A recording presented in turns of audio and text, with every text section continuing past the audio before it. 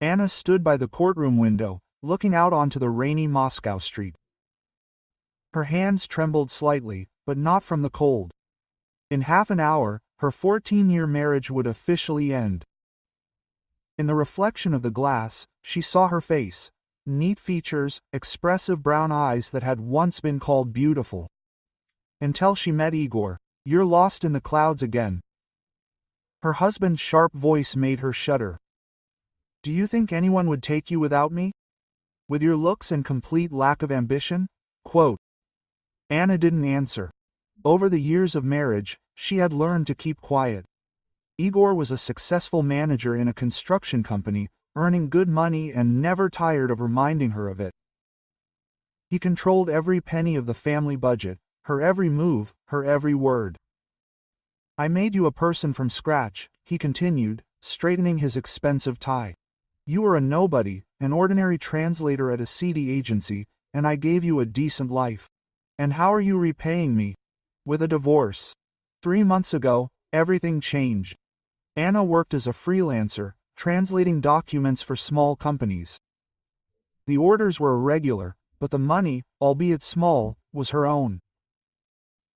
Igor despised her work, called it philandering, and constantly demanded that she drop this misunderstanding.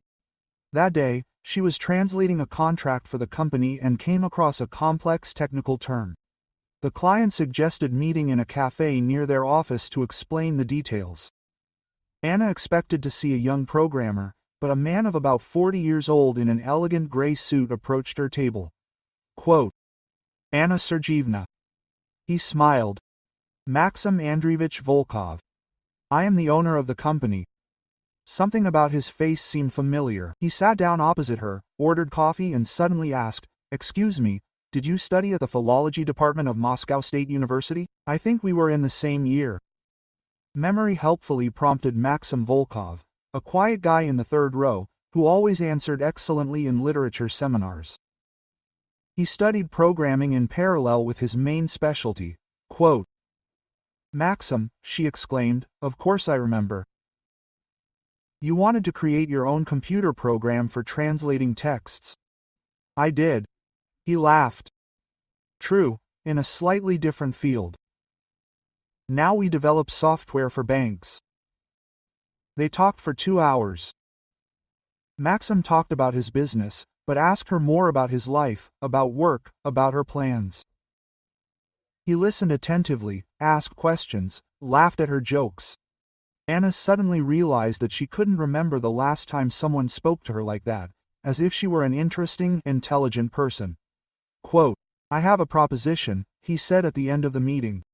"My company constantly needs translations of technical texts from English. Can you handle it?" "Of course I can handle it," she answered, more confidently than she felt. "Excellent. And now a more personal question. Are you married?" Anna nodded, and something in her gaze made Maxim frown. "Happily?" She didn't answer, but he realized that from that day on, her life had begun to change. Maxim had become a regular client. His company truly needed translations. But Anna suspected the work had increased on purpose. He paid generously, well above market rates. Igor was initially pleased with his wife's increased income, but then became suspicious. "Who is this client of yours?" he inquired. "Why are they paying so much? What do they want from you?" "They're a serious publishing company," Anna replied. "They have a large volume of work." "That," he mimicked. She made that up too. "Probably some swindler who wants to rip you off, or worse." Quote, Maxim occasionally called to discuss the details of orders, and these conversations gradually became longer. He asked her opinion, shared his plans for business development, and told her about the books he'd read. Anna suddenly found herself eagerly awaiting his calls. One evening, Igor had thrown a fit because dinner was ready half an hour later than usual. "Have you completely lost your mind with your translations?" he shouted. "You're forgetting your actual responsibilities. A woman should be a wife first and foremost, not pretending to be inconsequential." Quote, "I'm not pretending to be inconsequential," Anna quietly replied. I'm just working. Working? He laughed maliciously. Do you think anyone takes your work seriously? Just look at yourself. A gray mouse who only knows how to sit at the computer and translate other people's texts. Anna didn't sleep for a long time that night, and in the morning, Maxim called to ask to meet. He had an idea for a new project. They met at the same cafe. Maxim looked worried. Anna, forgive my bluntness, but you look tired. Everything is fine. She wanted to say yes, as always, but instead, to her surprise, she told me about yesterday's scandal. Maxim listened in silence. His face grew darker and darker.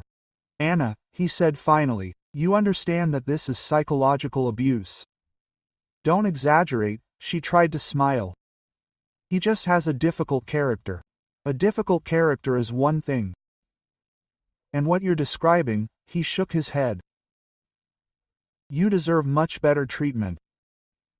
I'm not that special, she muttered. Anna, he leaned closer. You are an intelligent, talented, beautiful woman. You are well versed not only in languages, but also in technical matters. Your translations are the best I've ever worked with. And you are also kind and sincere. Any man would be happy with you. Anna felt the blood rush to her cheeks. She couldn't remember the last time she heard such words. Maxim, I understand, you are married. He raised his hand. But if you ever decide to change your life, know that you're not alone. Anna thought a lot the following week. Maxim didn't insist, didn't call more often than usual. But his words wouldn't leave her head. Meanwhile, Igor became increasingly aggressive. He forbade her from seeing her friends. Why do you need those gossips? He criticized her every word, every decision. The turning point came when Igor decided she should give up her job as a translator. Stop playing the businesswoman, he declared over dinner. Tomorrow, refuse all the orders. You will take care of the house, like a normal wife should. But this is my job, Anna objected. I don't want to give it up. Don't you want to? Quote. He got up from the table. I don't care what you want. I make the decisions in this house. And the decision has been made. No, Anna said, surprising herself with her own courage. I will not refuse the job. Igor looked at her in amazement, and then his face distorted with rage. How dare you argue with me? Who are you without me? Nobody. A gray, nondescript loser, whom I tied to myself out of self-pity. Maybe then we should get a divorce? She heard her voice, as if from the outside. Divorce? He laughed. You think I'll leave you anything? The apartment is mine, the car is mine, the dacha is mine, you'll be left with nothing. And try to find someone later who would want to get involved with someone like that. But Anna wasn't listening anymore. She realized a decision had been made that had been delayed for too long. Maxim helped her find a lawyer he knew, an experienced family law specialist. It turned out that, by law, she was entitled to half the property they had acquired during the marriage, even though Igor was officially listed as the sole owner. Quote, But I don't have the money for legal fees, she admitted to the lawyer. Don't worry, Maxim said. I'll pay all the expenses. Then you can pay me back when you can. Maxim, I can't accept this kind of help.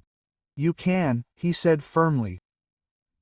Everyone has the right to freedom and a decent life, and I'm just helping a friend. Igor didn't expect serious resistance. When he was handed the summons to court, he didn't believe it at first. Quote, Have you completely lost your mind? He shouted. Do you think the court will award you anything? I have the best lawyers in the city. But his lawyers turned out to be no better than the one Maxim found. And most importantly, the law was on Anna's side. And now, standing in the courthouse, she was preparing for the final act of this drama.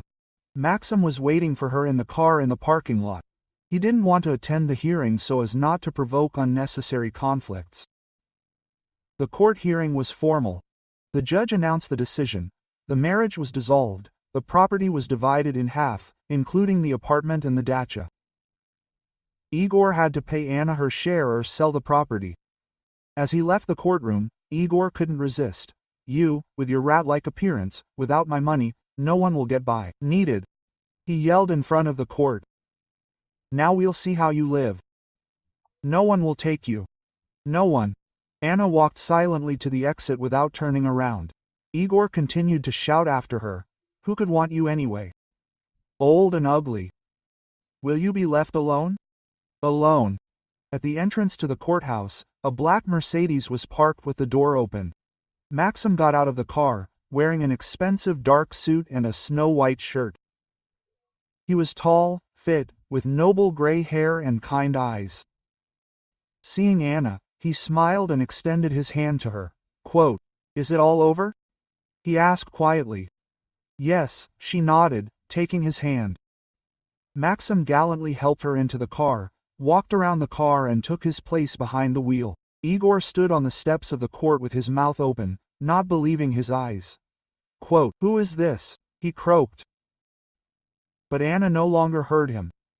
Maxim started the engine, and they drove away, leaving her ex-husband in complete bewilderment. Quote, "Thank you," Anna said as they drove away from the courthouse. "For what?" "For everything. For the work, for the support, for helping me believe in myself." Maxim stopped the car at a traffic light and turned to her. "Anna, I have to confess. I fell in love with you back in university, but then I was too shy to approach you. And when we met at the cafe, I realized that my feelings had not gone anywhere. All these months I waited for you to be ready to start a new life." Anna looked at him and could not believe that this was possible, for someone to appreciate her, love her, see in her the best that she did not notice in herself. Quote, "And what now?" she asked. Now Maxim took her hand in his. "We can build a future together if that's what you want." Quote. The traffic light turned green, and they drove on toward a new life where Anna would never again hear that she was ugly or unwanted, because there was someone nearby who saw in her what truly mattered: a kind heart, a sharp mind, and a beautiful soul. Thank you for listening to the end. If you found this story interesting, subscribe to the channel and like it so you don't miss new videos.